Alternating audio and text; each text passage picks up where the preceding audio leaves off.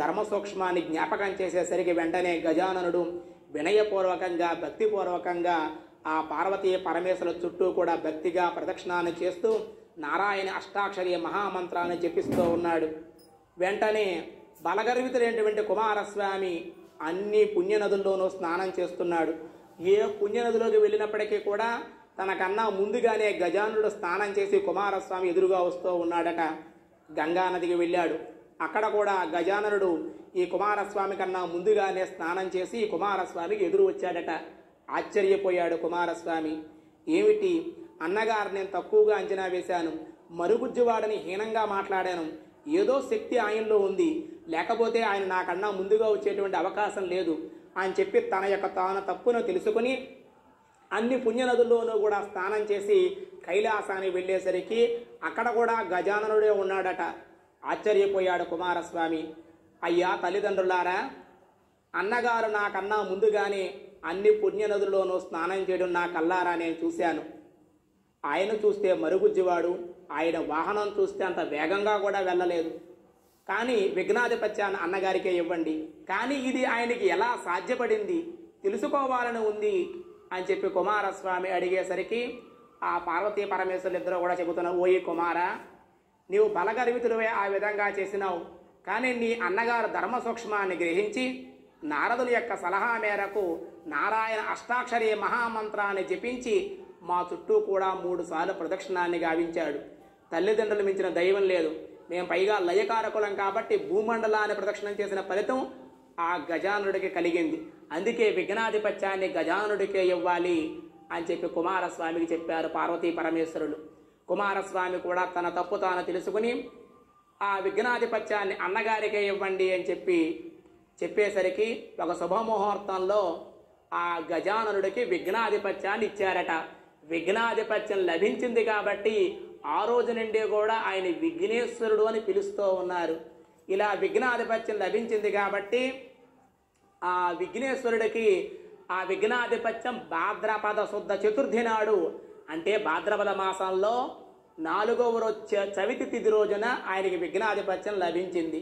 వెంటనే ఆ విఘ్నాధిపత్యం లభించింది కాబట్టి భూలోకంలో ఉండేటువంటి దేవతలు, ఋషీశ్వరులు, మునులు, మానవులు అందరూ కూడా వినాయకుడికి భక్తిపూర్వకంగా అర్చిస్తూ స్వామివారికి కుడుములు, టెంకాయ, అపోపములు, అలాగే చనివిడి, పానకము, వడపప్పులు మొదలైన భక్తిపూర్వకంగా విఘ్నేశ్వరుడు సమర్పిస్తూ ఉన్నారు.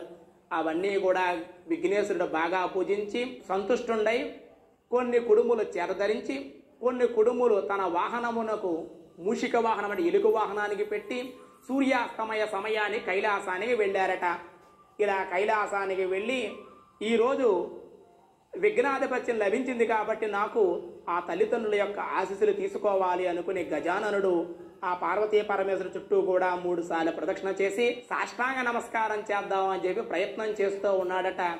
ఆయన బొజ్జ గణపతి కదా, మరి అందుచేత పడుకుని నమస్కారం చేస్తుంటే బొజ్జ అడ్డొస్తోంది ఆయనకి. అందుచేత ఎన్ని విధాలుగా ప్రయత్నం చేసినా ఆ అవస్థలన్నీ కూడా నమస్కారం చేయలేకపోతున్నాడు. ఆ అవస్థలన్నీ కూడా ఆ పరమశివుడి యొక్క శిరస్సు మీద ఉన్న చంద్రుడు చూసి పరిహాసంగా పకపక నవ్వారట.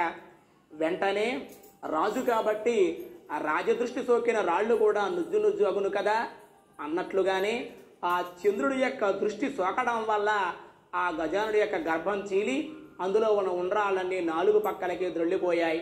గజాననుడు కూడా మరణించాడట. వెంటనే పార్వతీదేవి దుఃఖించి కోపావేశంతో పోయి, చంద్రమా, నీ యొక్క దృష్టి సోకి నా కుమారుడు మరణించాడు, కావున ఈ రోజు మొదలు ఎవరైతే నిన్ను చూస్తారో వాళ్ళు పాపాత్మలగుగాక అని చెప్పి చంద్రుడిని శపించింది పార్వతీదేవి. చంద్రుడు అతి దీనుండై ప్రార్థించాడు, అమ్మా, నేను నవ్వాలనే సంకల్పంతో నవ్వలేదు, నీ కుమారుని యొక్క అవస్థలు చూసి నాకు ఆ విధంగా పరిహాసంగా నవ్వాను. దానికి కూడా పూర్వం శాపం ఒకటి ఉంది, దాని కారణం వల్ల ఇలా నవ్వడం కూడా జరిగింది అని ఎన్ని విధాలుగా చెప్పినప్పటికీ కూడా పార్వతీదేవి నా శాపానికి తిరుగులేదు అని చెప్పింది. ఎప్పుడైతే చంద్రుని శపించిందో, చంద్రుని చూడని వాళ్ళంటూ ఏ లోకంలో ఎవరు ఉండరు కదా, అన్ని లోకాల్లో అందరూ కూడా నిత్యము చంద్రుని చూస్తూనే ఉంటారు. కాబట్టి ఆ చంద్రుని చూడటం వల్ల మానవులు, ఋషులు, దేవతలు అందరూ కూడా పాపాత్ములుగా అయిపోతూ ఉన్నారు. ఇంకా సప్తఋషులు అయితే వాళ్ళు యజ్ఞయాగాదులు చేస్తుంటే ఆ సప్తఋషుల భార్యలు ఆ హోమగుండం చుట్టూ ప్రదక్షిణం చేస్తూ ఉన్నారట. ఆ అగ్నిదేవుడు ఆ సప్తఋషి పత్నుల్ని మోహింప చేస్తూ ఉన్నాడు. అయితే శాప భయమున అసక్తుడై క్షీణించుచుండగా ఆ అగ్నిదేవుడు భార్య స్వాహాదేవి చూసి తన యొక్క భర్త యొక్క కోరిక నెరవేర్చడం కోసం ఆ ఋషిపత్నుల యొక్క రూపంలో భర్త యొక్క కోరిక నెరవేర్చిందట. ఆ ఋషీశ్వరుడు చూసి తమ పత్నులు అగ్నిదేవుడితో ఉండడం వల్ల ఆ ఋషిపత్నులు శంకించారట. దీనికి కారణం ఏమిటి అంటే ఋషిపత్నులు కూడా చంద్రుని చూడటం వల్ల వాళ్ళకి నీలాభినందనలు కలిగాయి. ఇదంతా కూడా సప్త ఋషులు, ఋషిపత్నులు, అగ్నిదేవుడు, స్వాహాదేవి మొదలైన వాళ్ళందరూ కూడా అక్కడ బ్రహ్మలోకానికి వెళ్ళారట. విధాతను అడిగారు, ఓ విధాత, ఈ విధంగా నీలాపనందలు కలిగాయి, అగ్నిదేవుడు మా యొక్క భార్యల్ని మోహింప చేస్తూ ఉన్నాడు అని చెప్పేసరికి, లేదయ్యా, ఆ విధంగా జరగలేదు. అరుంధతిని విడిచి ఆ యొక్క అగ్నిదేవుడు భార్య స్వాహాదేవి మీ యొక్క భార్యల రూపంలో భర్త యొక్క కోరిక నెరవేర్చింది. కాబట్టి మీ పత్నులు అంతా కూడా పతివ్రతలే అని చెప్పి వాళ్ళనందరినీ కూడా అనుగ్రహించారట. వెంటనే దీనికి ఏదో ఒక ఆలోచన చెయ్యాలి అని చెప్పి బ్రహ్మదేవుడు, సప్త ఋషిపత్నులు మొదలైన వాళ్ళందరూ కలిసి కైలాసానికి వెళ్ళి పార్వతీదేవిని ప్రార్థిస్తూ ఉన్నారు. అమ్మా, మీరిచ్చిన శాపం వల్ల లోకాలన్నీ కల్లోలమైపోతున్నాయి. ఏ లోకంలో ఎవరో కూడా నిత్యము కూడా చంద్రుని చూడని వాళ్ళంటూ ఎవరో ఉండరు, ప్రతి నిత్యము చూస్తూనే ఉంటారు. కాబట్టి మానవులు, ఋషీశ్వరులు, మునీశ్వరులు, దేవతల సహితం కూడా పాపాత్ములు అయిపోతున్నారు. మానవులంటే సరే అనుకోవచ్చు, కానీ దేవతలు కూడా చంద్రుని చూడటం వల్ల వాళ్ళు కూడా పాపాత్ములు అయిపోతున్నారు. లోకాల కీడు కలుగుతోంది, లోకాలన్నీ కల్లోలం అయిపోతూ ఉన్నాయి. కాబట్టి మీరు ఇచ్చినటువంటి శాపాన్ని ఏదో కొంతవరకు ఉపసంహరించుకోండి అని చెప్పి పార్వతీదేవిని ప్రార్థించారు. వెంటనే బ్రహ్మదేవుడు కూడా మరణించినటువంటి ఆ గజానుడిని సజీవుణ్ణి చేశాడు. వెంటనే పార్వతీదేవి ఆనందించి ఆ కుమారుణ్ణి ముద్దాడి, ఓ ఈ దేవతలారా, ఏ రోజైతే భాద్రపద శుద్ధ చతుర్థి నాడు అంటే వినాయక చవితి రోజున కనుక చంద్రుడిని చూస్తారో, నా కుమారుణ్ణి ఆ రోజే శపించాడు కాబట్టి ఆ భాద్రపద శుద్ధ చతుర్థి నాడు కనుక ఎవరైతే చంద్రుడిని చూస్తారో ఆ ఒక్కరోజు మట్టికి శాపాన్ని కొంతవరకు ఉపసంహరిస్తున్నాను, ఆ ఒక్కరోజే చంద్రుడు చూడకూడదు అని చెప్పి ఆ పార్వతీదేవి శాపాన్ని కొంతవరకు కూడా ఉపసంహరించిందట. చాలా ఆనందించి బ్రహ్మాది దేవతలందరూ కూడా వారి వారి యొక్క లోకాలకి వెళ్ళారట. ఇది ఇలా ఉండగా కొంతకాలం పోయిన తర్వాత ద్వాపర యుగంలో ద్వారకావాసి అయిన శ్రీకృష్ణుని యొక్క దర్శనార్థం నారదుడి విచ్చేసి స్వామివారిని దర్శించి స్తుతించి ప్రియ సంభాషణ జరిపిన తర్వాత, స్వామి, ఈరోజు వినాయక చతుర్థి, ఈ సాయం సమయమున ఈనాడు వినాయక చతుర్థి గాన పార్వతీదేవి శాపంబన చంద్రుని చూడరాదు గాన నిజగృహమునకే గదా సెలవీయుడు అని జ్ఞాపకం చేసెను. శ్రీకృష్ణుడు అట్లాగే అని నారదునికి సెలవివ్వగా సెలవు తీసుకుని నారదుడు స్వర్గానికి ఎగెను. అంతటా కృష్ణుడు ఆనాటి రాత్రి చంద్రుణ్ణి చూడరాదని పట్టణమున చాటింపు వేయించెను. ఆనాటి రాత్రి శ్రీకృష్ణుడు క్షీరప్రియుడు కదా, ఆయన పాలు తాగుదామని చెప్పి గోశాలలోకి వెళ్ళి పాలు పెతుకుతూ ఉంటే ఆ క్షీరఘటంలో చంద్రుడి యొక్క ప్రతిబింబాన్ని చూశాడు శ్రీకృష్ణుడు. ఓహో, నేను చంద్రుని చూశాను, ఇంకా ఏ విధమైనటువంటి ఉపద్రవం రాబోతోందో అనుకున్నాడు శ్రీకృష్ణుడు. అది అలా ఉండగా శ్రీకృష్ణుడు దర్శనార్థం సత్రాజిత్ అనేటువంటి రాజు ద్వారకా నగరానికి వచ్చి శ్రీకృష్ణ దర్శనార్థం విచ్చేశాడు. ఆ సత్రాజిత్ దగ్గర సూర్య వరప్రసాదితమైన పురాతనంగా ఒక హారం ఒకటి ఉంది వాళ్ళ దగ్గర. అదే శమంతకమణి హారం. ఆ హారం నిత్యము కూడా ప్రకాశవంతము. అది 8 బారుల బంగారాన్ని ఉత్పత్తి చేస్తూ ఉంటుంది. మన దగ్గర ఉన్న బంగారమో తరిగిపోతూ ఉంటుంది, తరువు వస్తూ ఉంటుంది. వాళ్ళ దగ్గర ఉన్న బంగారం అంతా కూడా నిత్యము కూడా వృద్ధి చెందుతూ ఉంటుంది. ఆ శమంతకమణి హారం అరుదైన హారం. అటువంటి హారం అరుదైంది కాబట్టి శ్రీకృష్ణుడు చూసి, ఓ సత్రాజిత్తు, ఇది అరుదైన హారం, సూర్య వరప్రసాదితమైన హారం, ఇది మీ వంశం నుంచి కూడా వస్తోంది, కాబట్టి ఆ హారాన్ని నాకు ఇవ్వయ్యా అని చెప్పి శ్రీకృష్ణుడు అడిగారు. ఆయనకి అవసరం లేదు, కృష్ణుడికి హారాలతో పనే ఉంది. అయినా సరే ఎందుకు అడిగారంటే చంద్రుడిని చూడటం వల్ల ఆయనకి అలా అడగాలి అనిపించింది ఆయనకి. వెంటనే అడిగేసరికి సత్రాజిత్ ఇస్తానని ఇవ్వనని మారు మాట్లాడకుండా వెళ్ళిపోయారట. ఆ మరునాడు ప్రాతకాలమందు సత్రాజిత్ తమ్ముడు ప్రసేనుడు అనేటువంటి వాడు ఆ హారాన్ని వేసుకొని, వేట రాజధర్మం కాబట్టి అరణ్యానికి వెళ్ళాడు ఆ ప్రసేనుడు ఆ హారాన్ని ధరించి. అక్కడ అరణ్యంలో ఒక సింహము చూసి ఆ హారము యొక్క కాంతికి ఇదేదో తినే వస్తువు అనుకుని ఆ ప్రసేనుడిని సంహరించి ఆ సింహము ఆ హారాన్ని ఎత్తుకు వెళ్ళిపోతూ ఉందట. వెంటనే జాంబవంతుడు అది చూసి ఆ సింహాన్ని వధించి ఆ హారాన్ని తన యొక్క గృహానికి తీసుకువెళ్ళి తన కుమార్తె జాంబవంతికి బహుకరించాడు. ఇంకా సత్రాజిత్తు మొదలైన వాళ్ళందరూ కూడా అనుకుంటున్నారు. సత్రాజిత్తు అంటున్నాడు, శ్రీకృష్ణుడు శమంతకమనే హారాన్ని అడిగాడు, ఆ హారాన్ని నేను ఇవ్వలేదు, అందుచేతే శ్రీకృష్ణుడు నా తమ్ముడిని చంపి ఆ హారాన్ని దొంగిలించాడు అని చెప్పి ప్రచారం చేస్తూ ఉన్నాడు. లోకులు కాకులు కాబట్టి లోకులు కూడా అదే విధంగా అనుకోసాగారు. వెంటనే నారదుడు బలరాముడు కూడా శ్రీకృష్ణుడి దగ్గరకు వచ్చి, హే కృష్ణ, ఏమిటయ్యా నీ మీదే ఇటువంటి నిరాపనిందల ఏమిటిది అని చెప్పి అడిగేసరికి శ్రీకృష్ణుడు చెప్పాడు, ఏమీ లేదయ్యా, నేను క్షీరప్రియుని కావడం వల్ల క్షీరంలో చంద్రుడి యొక్క ప్రతిబింబాన్ని చూశాను, ఆ కారణం వల్లే ఈ ఫలితము అని చెప్పేసరికి నారదుడు బలరాముడు కూడా అంటున్నారు, హే కృష్ణ, మానవులైతే అనుకోవచ్చు, ఋషీసులైతే అనుకోవచ్చు, దేవతలైతే అనుకోవచ్చు, దేవతలకే దేవుడైన నీ మీదే ఇటువంటి నిలాపనిందలా, ఇది ఏమిటి స్వామి అని చెప్పి అడిగేసరికి, ఏమీ లేదయ్యా, ఈ భాద్రపద శుద్ధ చతుర్థి రోజున అంటే ఈ వినాయక చవితి రోజున ఎవరైతే భక్తిపూర్వకంగా గజానుని ఆరాధిస్తారో, ఆ స్వామి వారి కథను వింటారో, ఆ కథాక్షతలు ఎవరు శిరస్సును దాల్చుతారో వాళ్ళు పొరపాటును అంటే చూడకూడదు కానీ పొరపాటును చూసినా కానీ ఎటువంటి దోషం కూడా వాళ్ళకి ఉండదు అని చెప్పి శ్రీకృష్ణుడు భక్తిపూర్వకంగా వినాయక వ్రతాన్ని ఆచరించి శిరస్సును అక్షతలు దాల్చి నారదుడు, శ్రీకృష్ణుడు, బలరాముడు కలిపి ఆ హారాన్ని వెతకడం కోసమే బయలుదేరి వెళ్ళారట. జాంబవంతుడి దగ్గర ఉంది అని చెప్పి తెలుసుకుని జాంబవంతునికి వర్తమానం పంపించారు. జాంబవంతుడు స్పందించలేదు. అయినా సరే శ్రీకృష్ణుడు స్వయంగా వెళ్ళి ఆ హారాన్ని ఇమ్మని చెప్పి అడిగేసరికి ఆ హారాన్ని ఇవ్వకపోగా శ్రీకృష్ణుడి మీద యుద్ధాన్ని ప్రకటించాడు జాంబవంతుడు. ఈయన 28 రోజులు ఏకగ్రీవంగా యుద్ధం జరుగుతూ ఉంది. 28 రోజులు కూడా ఏ విధమైన అలసట లేకుండా శ్రీకృష్ణుడు యుద్ధం చేస్తూ ఉన్నాడు. ఆ జాంబవంతుడి యొక్క సైన్యం అంతా కూడా నిర్వీర్యం అయిపోయింది. ఆశ్చర్యపోయాడు జాంబవంతుడు. ఇంత శక్తి ఎవరికి ఉంటుంది? త్రేతాయుగంలో రావణాసును సంహరించిన రాముడికి ఇంత శక్తి కలదు, కాబట్టి ఆ రాముడే అయి ఉండవచ్చు అని చెప్పి అనుకుని తన తప్పు తాను తెలుసుకొని వెంటనే శ్రీకృష్ణుడి మీద పాదాల పడి ప్రాధేయపడి ప్రార్థించాడు. అయ్యా, మీరు త్రేతాయుగం నాటి శ్రీరాముడే ఈ శ్రీకృష్ణుడు నేను తెలుసుకున్నాను, నా తప్పు క్షమించండి, నన్ను రక్షించండి అని చెప్పి ప్రార్థించి ఆ శమంతకమనే హారాన్ని జాంబవంతుడు శ్రీకృష్ణుడు బహుకరించడమే కాకుండా తన కుమార్తె జాంబవంతిని కూడా వివాహం చేసుకోమని చెప్పి శ్రీకృష్ణుడు బహుకరించాడు. వెంటనే జరిగిన విషయం తెలియజేయాలని చెప్పి జాంబవంతుడు, జాంబవతి, శ్రీకృష్ణుడు, నారదుడు, బలరాముడు అందరూ కూడా కలిసి సత్రాజిత్తు మహారాజు గారి దగ్గరికి వెళ్ళారు. జరిగిన విషయాన్ని శ్రీకృష్ణుడు చెప్పాడు.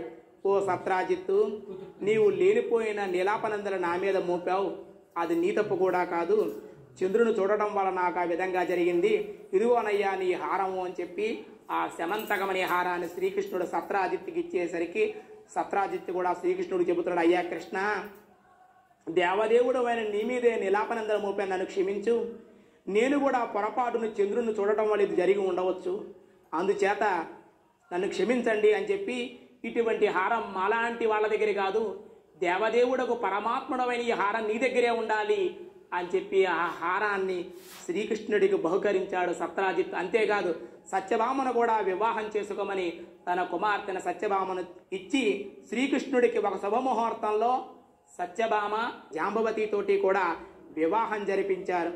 ఆ వివాహం అంతా కూడా పూర్తయింది. వెంటనే శ్రీకృష్ణుడు చెబుతున్నాడు, ఓ ఈ ధర్మరాజా, జ్ఞాతుల చేత రాజ్యాన్ని పోగొట్టుకున్నానని చెప్పి చింతించకు, ఈ వినాయక వ్రతాన్ని ఆచరించి ఆ కథాక్షతల శిరస్సును దాల్చినట్లయితే నీకు విజయం కలుగుతుంది అని చెప్పేసరికి వెంటనే ధర్మరాజు కూడా ఈ వ్రతాన్ని ఆచరించినట్లుగా, శ్రీకృష్ణుడు కూడా ఈ వ్రతాన్ని ఆచరించినట్లుగా, బలరాముడు, నారదుడు కూడా ఈ వ్రతాన్ని చేసినట్లుగా మనకి ఇందులో విషయం తెలుస్తోంది. అంతేకాదు అమృతోద్భవ సమయంలో దేవతలు, గంగను భూమిని తెచ్చేటప్పుడు భగీరథుడు, కుష్ఠవ్యాధి నివారణ కొరకు సాంబుడును ఈ వ్రతాన్ని ఆచరించినట్లుగా మనకి చెప్పబడుతోంది. కాబట్టి విద్యార్థ కాలమున పూజించిన విద్యాలాభము, జయార్థ జయములు, విజయార్థ విజయములు బడయెదురు. వైధవ్యం పొందినటువంటి వాళ్ళు కనుక ఈ యొక్క పూజని కనుక చేసినట్లయితే మరే జన్మలోనూ కూడా వాళ్ళకి వైధవ్యము సిద్ధించదు. ఎవరు ఏ కోరికతో ఈ వ్రతాన్ని చేస్తారో ఆ కోరికల్ని వాళ్ళను అనుగ్రహించడానికి, వాళ్ళ కార్యక్రమాలు నిర్విఘ్నంగా కొనసాగడానికి, విఘ్నాలు కలగకుండా ఉండడం కోసమే విఘ్నేశ్వరుని ఆరాధిస్తాం. మంచికైనా శుభానికైనా అశుభానికైనా ముందుగా విఘ్నేశ్వరుణ్ణి ఆరాధించాలి. ఏ విఘ్నాలు లేకుండా చేసేటువంటి వాడే విఘ్నేశ్వరుడు. గణాలకు నాయకుడు వినాయకుడు. అటువంటి సిద్ధి బుద్ధి సహిత ఆ వరసిద్ధి వినాయకుణ్ణి ప్రతిరోజు కూడా నిజంగా ఆరాధించాలి. అలా చేయలేకపోయినా సంవత్సరానికి ఒక్కసారి వచ్చేటువంటి ఈ భాద్రపద శుద్ధ చవితి రోజున తప్పనిసరిగా కుటుంబ సమేతంగా అందరూ కూడా ఏదో చేసేయడం కాదు, శ్రద్ధతో కూడుకున్న భక్తితో కూడుకున్న శ్రద్ధతోటి ఈ వ్రతాన్ని తప్పనిసరిగా ఆచరించాలి. అలాగే మీరందరూ కూడా ఈ వ్రతాన్ని ఆచరించాలని, మీరందరూ తరించాలని శ్రీ వినాయక కథాప్రసాదం శిరసా గృహ్ణామి. కథాప్రసాదం శిరస్సు మీద వేసుకోండి. శ్రీ వరసిద్ధి వినాయక మీరు కూడా తరించాలనే సంకల్పం చేత ఈ కథాక్షతలు మీ శిరస్సును జల్లడం జరుగుతోంది. శ్రీ వరసిద్ధి వినాయక కథాప్రసాదం శిరసా గృహ్ణామి. ధ్యాయామి, ధ్యానం సమర్పయామి. ఆవాహయామి, ఆసనం సమర్పయామి. పాదయో భాగ్యం సమర్పయామి. హస్తయో అర్ఘ్యం సమర్పయామి. ముఖే ఆజమనీయం సమర్పయామి. వస్త్రం సమర్పయామి. పుష్పాలు వేయండి. యజ్ఞోపవేతం సమర్పయామి. చందనం సమర్పయామి. సర్వాభరణార్థం పుష్పం సమర్పయామి. ఓం సుముఖాయ నమః. ఓం ఏకదంతాయ నమః. ఓం కపిలాయ నమః. ఓం లంబోదరాయ నమః. ఓం వీరాయ నమః. ఓం విఘ్ననాశాయ నమః. ఓం ధూమకేతువే నమః. ఓం గణాధ్యక్షాయ నమః. ఓం బాలచంద్రాయ నమః. ఓం గగనాయ నమః. ఓం వక్రతుండాయ నమః. ఓం శూర్పకర్ణాయ నమః. ఓం హేరంబాయ నమః. ఓం స్కందపూర్వయాయ నమః. ఓం శ్రీ సర్వసిద్ధిప్రదాయకాయ నమః. ఓం శ్రీ మహాగణాధిపతయే నమః. నానావిధ పరిమళ పత్ర పుష్పాన్ని పూజయాం సమర్పయామి. ధూపమాగ్రాపయామి. అగరవత్తులు సాంబ్రాయణ ఉంటే వేసుకోండి. సాంబ్రాయణ లేకపోయినట్లయితే సాంబ్రాయణ స్టిక్స్ మీ ప్రాంతాల్లో దొరికేటువంటి ఆ సాంబ్రాయణ కానీ అగరవత్తులు కానీ స్వామివారికి సమర్పించండి. ధూపమాగ్రాపయామి. దూర్వసి ధూపం దశాంగం గుగ్గులోపేతం సుగంధం చ మనోహరం. ధూపం దాస్యామి దేవేశ గృహాన మంగళం గణనాయక. శ్రీ మహాగణాధిపతయే నమః. ధూపమాగ్రాపయామి. పరమాత్రయాతనువావధాన ఇంద్రస్య యుజ్జక్షకే నిమేదో వాజరణదో వా నివాసతః భూత బ్రహ్మ పవిత్రేణ భూత సూర్యస్య రశ్మిభిః ధూపమాగ్రాపయామి. దశాంగం గుగ్గులోపేతం సుగంధం చ మనోహరం. ధూపం దాస్యామి దేవేశ గృహాన మంగళం గణనాయక. శ్రీ విఘ్నరాజాయ నమః. దూర్వసి ధూపమాగ్రాపయామి. దీపానికి నమస్కారం చేసిన తర్వాత సాక్షాత్ దీపం దర్శయామి. ఒక నీల చుక్క విడిచిపెట్టండి. ధూప దీపానంతరం శుద్ధ ఆచమనీయం సమర్పయామి. నైవేద్యం స్వామివారికి ఇష్టమైన నారికేలాన్ని తీసుకుని స్వామివారికి నివేదన చేయండి. కుడుములు మొదలైన పదార్థాలని దగ్గర పెట్టుకుని ఇప్పుడు నివేదన చేయండి.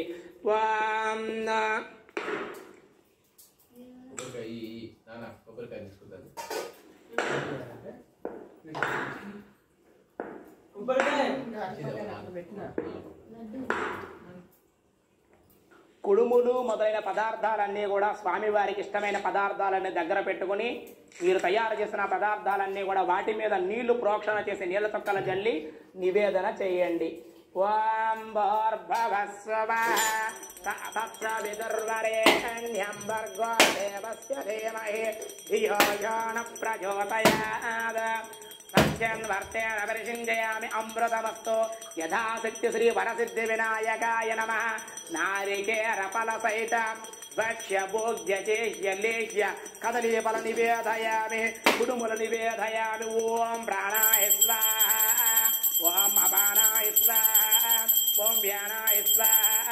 ఓం ఉదానాయ స్వాహ. ఓం సమానాయ స్వాహ. ఓం బ్రహ్మణ్యాయ స్వాహ. మధ్యే మధ్యే ఉదకపానీయం సమర్పయామి. తాంబూలం సమర్పయామి. తాంబూలాన్ని స్వామివారికి సమర్పించండి. భోగైస బలైస కర్పూరై నాగవల్లేదులైరథం ముక్తాచూర్ణేన సమాయుక్తం తాంబూలం ప్రతిగుష్యత. శ్రీ వరసిద్ధి మహాగణాధిపతయే నమః. తాంబూలం సమర్పయామి. పాల బిల్లు కూడా పైన కట్టుకోవాలి, కట్టుకుని వాటికి కూడా నివేదన చేయాలి. మనకి ఇక్కడ అవకాశం లేదు కాబట్టి పాల బిల్లులో ఉండే ఫలాలన్నీ కూడా ఏకవింశతి ఫలాలని కూడా ఏర్పాటు చేయడం జరిగింది. మీరు మట్టికి పాల బిల్లు కట్టుకుని చక్కగా వాటిని కూడా నివేదన చేసి స్వామి వారికి సమర్పించండి. కర్పూర దివ్య మంగళ దివ్య నీరాజనం హిరణ్యపాత్రం మదః పూర్ణం దదాదే మదవ్యోసానేతే ఏకదా బ్రహ్మణముపహరదే ఏకదైవం యజమానేన ఆయుష్తేజో దదాదే మూషికవాహనాయ విద్మహే పార్వతే పుత్రాయ ధీమహి తన్నో గజాననః ప్రచోదయాత్. శ్రీవరసిద్ధి మహాగణాధిపతయే నమః. ఆనంద కర్పూర దివ్య మంగళ దివ్య నీరాజనం సమర్పయామి. జై బోలో గణేష్ మహారాజ్ కి జై. జై బోలో గణేష్ మహారాజ్ కి జై. ఆరతి కళ్ళకద్దుకోండి.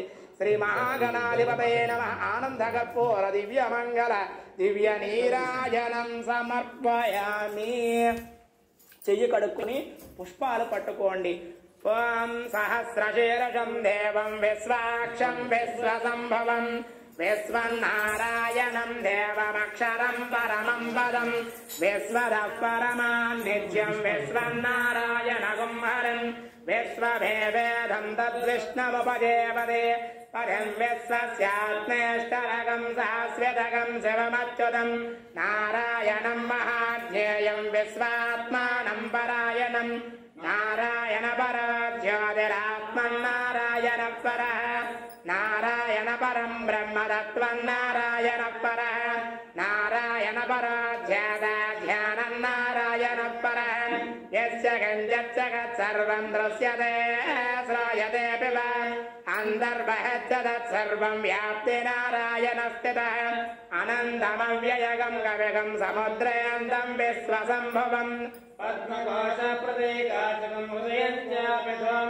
అధారశ్యావదస్యాంతేనాభ్యాముపరితిష్టతే జ్వాలమాలాకులంభాదే విశ్వస్యాయతనం మహత్ సంతతగం శిలావిస్థలం భక్ష్యాకోశసన్నిభం తస్యాంతః సూక్ష్మం తస్మిన్ సర్వం ప్రతిష్ఠితం తస్య మధ్యే మహానగ్నవిశ్వాతిర్విశ్వతోముఖః సాగ్రవగ్జగవంధిష్టన్నాహారమజరక్రమభిః ప్రియాగోత్మవరస్మయైరస్మయత్తస్య సంతతః సంధాపయత సందేహమాపాదతలమస్తకः తస్య మధ్యే మహానగ్నిర్విశ్వాక్షర్విశ్వతోముఖः సాగ్రవగ్జగవంధిష్టన్నాహారమజరక్రమభిః ప్రియాగోత్మవరస్మయైరస్మయత్తస్య సంతతః సంధాపయత సందేహమాపాదతలమస్తకः తస్య మగ్రే మహానగ్నిర్విశ్వాక్షర్విశ్వతోముఖः సాగ్రవజ్జవదంధిష్టన్నాహారమజరక్రమభిః ప్రియాగోత్మవరస్మయైరస్మయత్తస్య సంతతః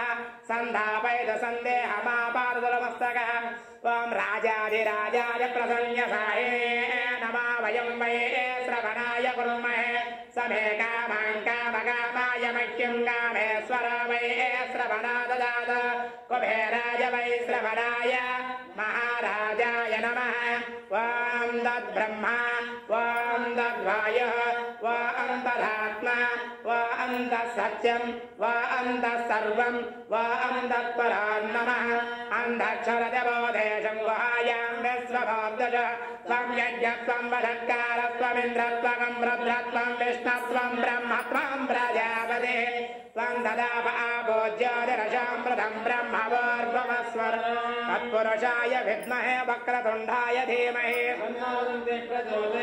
తత్పురుషాయ విద్మహే మహాదేవాయ ధీమహి ఓం కాత్యాయనాయ విద్మహే కన్యాకుమారి ధీమహి తత్పురుషాయ విద్మహే మహాసేనాయ ధీమహి తన్నో సుబ్రహ్మణ్య ప్రచోదయాత్ ఓం ఏకదంతాయ విద్మహే వక్రతుండాయ ధీమహి ఓం అహో దేవదేవాత్మా దేవసార్వసార్వభౌమః వేద వేదాంత వేద్య పురాణ పురుషోత్తమఖిలాండ కోటి బ్రహ్మాండ నాయక లోక వినాయక వేదోంగ దివ్యశ్రే సువర్ణ మంత్ర పుష్పం సమర్పయామి అస్య యజమానస్య శానగా ఋషి గోత్రోస్య శశిధర్ నామధయస్య ధర్మపత్రి సమేతస్య సగుడంబస్య సపుత్రగస్య సపుత్రికస్య సపరివారస్య క్షేమస్థైర్య ధైర్య వీర్య విజయ అభయ ఆయుర ఆరోగ్య ఐశ్వర్యాభివృద్ధిరస్తు సర్వే జనా సుఖినో భవంతు సమస్త సన్మంగళాని భవంతు లోకా సమస్తా సుఖినో భవంతు. 2 అక్షతలు తీసుకుని 3 సార్లు ప్రదక్షిణం చేయండి. అది కూడా కుడి చేతి వీపుగా తిరగండి. ఓం యాని కాని చ పాపాని జన్మాంధ్రకృతాని చ తాని తాని ప్రణశ్యంతే ప్రదక్షిణం పదే పదే పాపోహం పాపకర్మాణం పాపాత్మా పాపసంభవ రాహి మాం కృపయా దేవ శరణాగతవత్సల అన్యదా శరణం నాస్తేన త్వమేవ శరణం మమ తస్మాత్ కారుణ్య భావేన రక్ష రక్షో గణాధిప. భక్తిగా నమస్కారం చేయండి.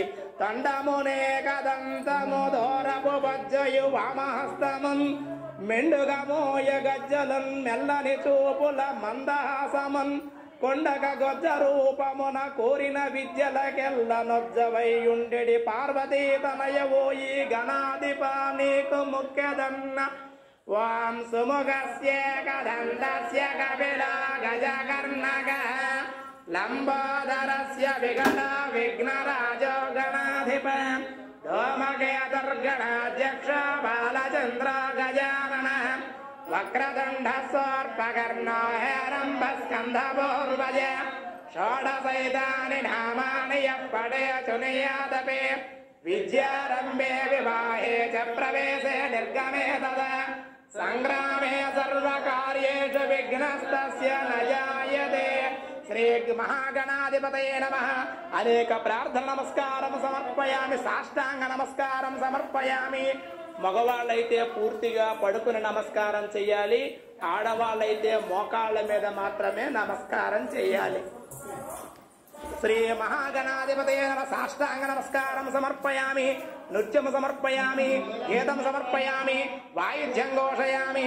శక్తోపచార భక్తోపచార సమస్త రాజోపచారం సమర్పయామి. 2 అక్షతలు నీల చుక్కలు తీసుకోండి.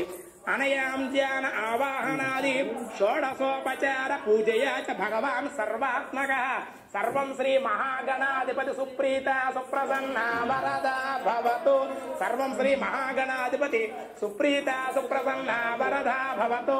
సర్వం శ్రీ మహాగణాధిపతి ప్రసాదం శిరసా గృహ్ణామి.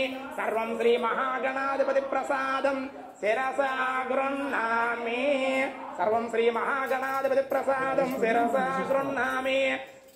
ఓం దేవస్య గృహే గృహే దేవస్య దేవస్య గృహే గృహే గృహే మునయోర్మునయోర్ గృహే గృహే మునయః మునయోర్వసంతే వసంతే మునయోర్మునయోర్వసంతే వసంతి దేవానాం దేవానాం వసంతి వసంతి దేవానాం దేవానాం కవయః కవయో దేవానాం దేవానాం కవయః కవయః పార్థివాసః పార్థివాసః కవయః కవయః పార్థివాసః పార్థివాస ఇతి పార్థివాసః దేవా ఇదం ఇదం దేవా దేవా ఇదం ఇదం మే మే ఇదం ఇదం మే మే సమరస్యమానా సమరస్యమానా మే మే సమరస్యమానో దివి దివి దివి దేవా దేవా దివి దివి దేవా దేవా దేవా వసవ వసవ దేవా దేవా వసవ వసవ దీర్ఘం దీర్ఘం వసవ వసవ దీర్ఘం దీర్ఘమాయు ఆయురిత్యాయు అగ్నిర్వచతిర్భవ ఆదిత్యాయ తేజో భవ విష్ణుర్వశ్రీమాన్ భవ బ్రహ్మ ఆయుర్భవ ధాన్యం ధనం బహుపుత్రలాభం శత సంవత్సరం దీర్ఘమాయు. ఓం యో వైతాం బ్రహ్మణో వేద అమృతేన వ్రతాంబురే తస్మై బ్రహ్మ చ ఆయుర్కీర్తిం ప్రజాం దదః భాగధేయేనైవైనం ప్రణయతి బ్రాహ్మణ ఋషేయ ఉద్ధరేత్ ब्राह्मणो वै सर्वा देवता सर्वाभिरेवैनं देवता विरुद्धरति येवदेर्वै देवतास्ता सर्वा वेदविदि ब्राह्मणे वसन्ति तस्मात् ब्राह्मणेभ्यो वेदविदिभ्यो दिवे दिवे नमस्कुर्यान्न श्रीलं कीर्तयेदेता एव देवता प्रीणाति पर्याप्य अनन्तरायाय सर्वस्तोमोधिरात्रमुत्तममहर्भवति सर्वस्याप्यै सर्वसदिच्यै सर्वमेव तेनाप्नोति सर्वं जयति सर्वं श्री वरसिद्धिविनायक अनुग्रह प्रसाद सिद्धिरशतमानं भवति शतायुः पुरुषतेन्द्रिये आयुष्येवेन्द्रिये प्रतिष्ठति महागणाधिपति अनुग्रह प्रसाद सिद्धिरस्तु अकाल मृत्युहरणं सर्वव्याधि निवारणं समस्त पापक्षयकरं श्री वरसिद्धि विनायक पादोदकं पावनं शुभम् अकाल मृत्युहरणं सर्वव्याधि निवारणं समस्त पापक्षयकरं श्री वरसिद्धि विनायक पादोदकं पावनं शुभम् शालिग्रामसलाभारी पापाहार विशेषतः आजन्मकृत पापानां प्रायश्चित्तं दिने दिने अकाल मृत्युहरणं सर्वव्याधि निवारणं समस्त पापक्षयकरं श्री महागणाधिपति पादोदकं पावनं शुभं सर्वं श्री महागणाधिपति अनुग्रह प्रसाद सिद्धिरस्तु महागणाधिपति अनुग्रह प्रसाद सिद्धिरस्तु महागणाधिपति अखंड करुणा कटाक्ष प्रसाद सिद्धिरस्तु सर्वत्र दिग्विजयमस्तु महागणाधिपति अनुग्रह प्रसाद सिद्धिरस्तु त्वां सहना भवतु सहनो भुनक्तु सह वीर्यं करवावहै तेजस्विनावधीतमस्तमा विद्विषावहै ॐ शान्तिः ॐ पूर्णमिदं